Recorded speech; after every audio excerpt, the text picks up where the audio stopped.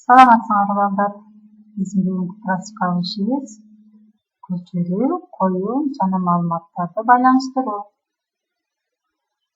Биз бүгүн MS Excel программасындагы таблицаны MS Word программасына 3 жолку ыкма менен көчүрүп таштап алышыбыз керек.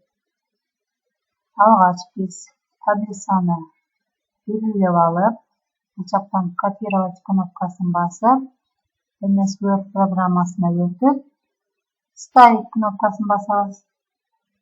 Мынакей балдар, көрүп турганыңардай биз таблицаны көчүрүп алдык. Бул көчүрүлгөн таблицада биз ар кандай кылып оңдоп алсак болот. Строка кошсок болот. Кайра керек эмес болсо удалить кылып алсаңар болот. Ар кандай кылып оңдосоңор болот. Эми балдар экинчи ыкмага өтөбүз дагы. Кайра эле копировать. Бул жака курсорду коюп алабыз дагы. Ставиттин астында 3 бурчтук кнопка бар. Ал жактан биз специальная вставка дегенди киребиз. Бул жактан биз Excel объект дегенди тандап алабыз дагы. Окейди басабыз. Мынакей балдар, көрүп турганыңардай биз биринчи таблицага караганда кайла айырмасы бар. Буда курсор коюлбайт. Ал үчүн биз ушул таблицанын мышканын жардамында 3 жолу басып алабыз дагы. Мынакей. Бизге мындайча айтканда MS Excel программасын MS Word программасына алып өттүк десек дагы болот. Байланыштырып. Бул жакта Excel'de иштегенде иштесеңер болот. Лист экиңи ачып алып, жаңы лист ачып алып, жаңы таблица түзүп алып атсаңар дагы болот. Мынакей. Формула менен иштесеңер дагы болот. Эми 3-чү ыкмага өтөбүз. 3-чү ыкмада бизде башкача болот. Дагы копировать кнопкасын басабыз. Бул жака дагы курсорду коюп алабыз дагы. Дагы специальная вставкага кирип, лист объектти тандап алабыз Excel'де. Сол жактагы кнопкада связать кнопкасын басып, окейди басабыз. Мынакей балдар. Экинчиде биз Excel'дин ичине кирип алсак болот. Буда биз кире албайбыз. Буда курсор да коюлбайт. Бул жерде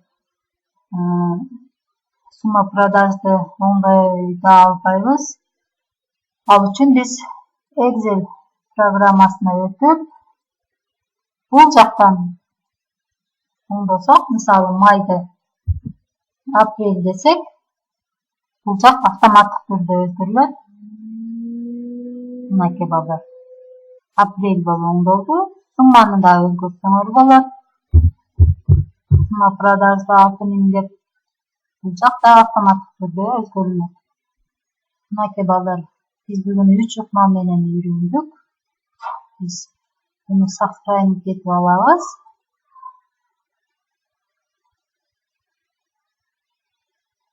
Буну дагы биз сохранить этип алабыз.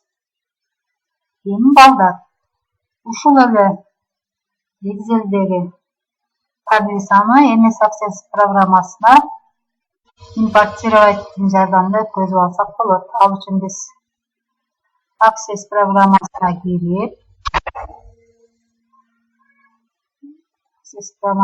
новая база данных создать кнопкасын басып алабыз. Бул жактан внешние данные Excel'ди басабыз. Обзорго кирип туруп, биз бул жактан жанагы файлды тандап алабыз да Excel'деги. Открыть кнопкасын басып, окейди басабыз. Бул жактан далейни басабыз.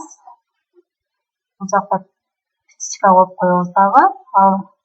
Первая строка содержит заголовки столбцов дегенде. Бул бизге керек болот. Кайра далее басабыз. Далее кылабыз дагы. Готово дейбиз. Мынакей балдар.